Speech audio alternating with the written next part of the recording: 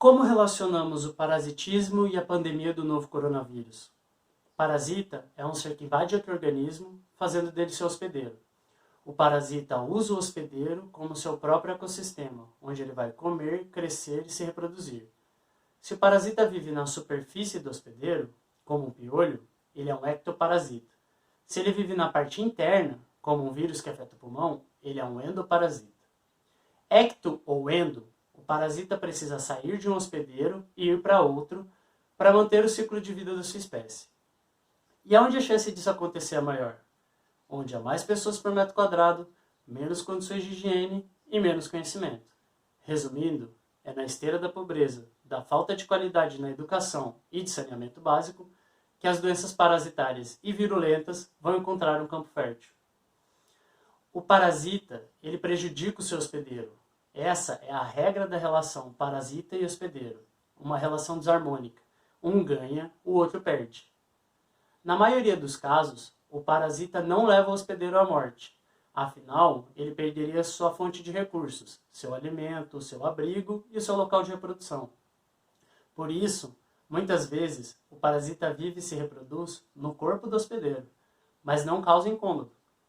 O hospedeiro não sabe que está contaminado, não se cuida e acaba disseminando o parasita para outros hospedeiros.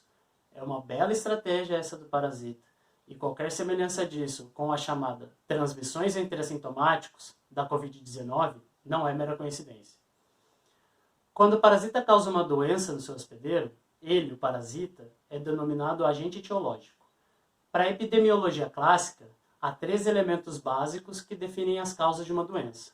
São eles: o agente etiológico, que é o causador da doença, ou seja, a espécie do parasita; o hospedeiro, que é o organismo infectado pelo agente etiológico; e o meio ambiente, que é o conjunto de fatores relacionados com a infecção entre o agente e o hospedeiro, como condições sanitárias ou clima. Há mais um elemento importante nessa relação: o vetor. Vetor é aquele veículo que o parasita usa para passar de um hospedeiro para o outro. Pode ser um vetor biológico, como o Pernilongo aedes, do vírus da dengue, ou o bicho barbeiro, do Trypanosoma, que causa mal de Chagas, ou ainda um vetor mecânico, como a água para giardíase, ou o ar e objetos para muitos tipos de ácaros, gripes e coronavírus. É preciso entender que alterações no meio ambiente, concentrações populacionais e baixas condições higiênicas, alimentares e até de educação criam condições propícias para o fechamento dessa tríade: agente, hospedeiro e meio ambiente, causando a multiplicação do parasita e do vetor e, consequentemente, a difusão da doença. Mas e a pandemia? A professora Letícia Carli, da UTF-PR, vai nos explicar um pouco sobre a transmissão de parasitas e as definições de epidemia e pandemia, e depois voltaremos a falar mais do coronavírus. Todo hospedeiro pode adquirir um parasita ou agente etiológico diretamente ou indiretamente. Por exemplo, a dengue é uma doença causada por um vírus, e esse vírus necessita de um mosquito, um vetor, para completar o seu ciclo de vida. Nós temos alguns exemplos na nossa realidade dessas doenças: a zika, a malária, a febre amarela, a doença de Chagas. E existem também algumas doenças que são transmitidas através do contato direto entre as pessoas, como a gripe, o ebola, o sarampo e agora a Covid-19, que surgiu nesses últimos meses. Quando nós falamos em disseminação das doenças, temos alguns termos importantes, como surtos, epidemias, endemias e pandemia. O surto é o aumento inesperado do número de casos de uma doença em uma região bem específica. Por exemplo, o bairro de uma cidade.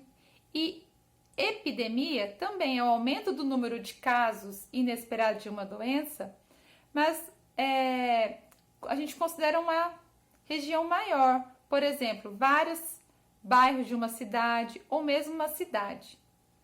E endemia não considera diretamente o número de casos, mas sim a frequência de incidência que ocorre essa doença.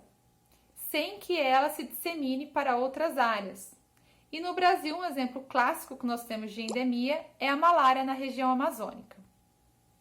Já a pandemia é o estágio mais grave de uma escala de incidência, pois ela ocorre quando uma epidemia apresenta resultados gigantescos pelo mundo.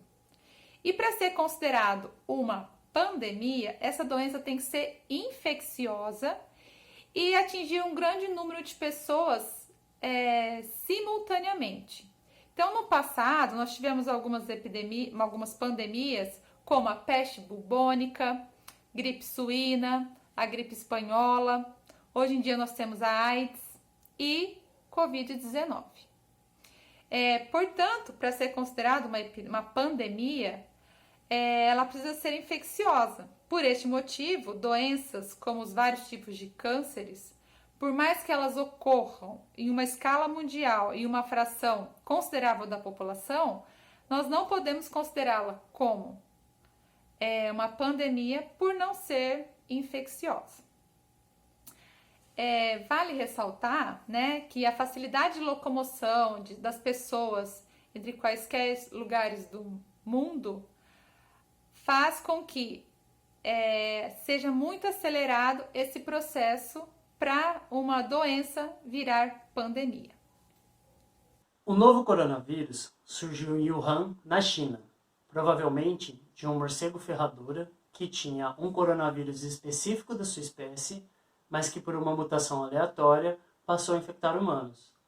Essa nova versão do vírus também consegue viver em pangolins e civetas.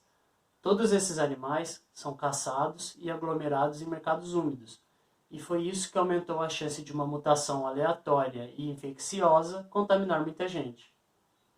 Há uma forma técnica da biodiversidade de se referir a isso. Se chama pressão de propágulos, que relaciona o número de indivíduos de uma espécie exótica liberados em uma região com o número de vezes que eles foram introduzidos. Quanto maior essa pressão de propágulos, maiores são as chances do sucesso de invasão. No caso dos vírus, isso favoreceu seu estabelecimento em cada nova área que ele chegou. Quando pessoas contaminadas por coronavírus se aglomeram, elas se tornam uma grande fonte de propágulos. Assim, de um surto local, a doença se torna uma epidemia, pela transmissão direta de pessoa para pessoa que estava, por exemplo, em contato no mercado. E depois de uma pandemia, de pessoa para pessoa que viajou contaminada pelo mundo. Estamos vivendo a pandemia do coronavírus. A doença está espalhada pelo planeta. Agora, cada ser humano contaminado é um hospedeiro de SARS-CoV-2. Esse vírus entra nas nossas células para se reproduzir e passa de um humano para outro. Quanto mais humanos próximos entre si, aglomerados e mal informados, melhor para o vírus, que, assim como no mercado úmido da China, se aproveitavam da negligência do hospedeiro para continuar se espalhando, muitas vezes lesando e matando. Além da pressão de propágulos, há outra forma de entender essa pandemia sobre a luz do parasitismo.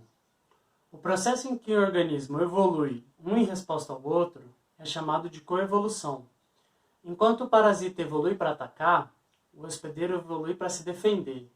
A adaptação é a marca do parasitismo. E há um certo equilíbrio nessa relação. Mas para muitos vírus, como o SARS-CoV-2 da Covid-19, a história muda. Eles podem se reproduzir tão rápido que ultrapassam os hospedeiros nessa corrida evolutiva, e isso pode ser fatal. Eles entram nas células hospedeiras, as usam para se reproduzir e as destroem.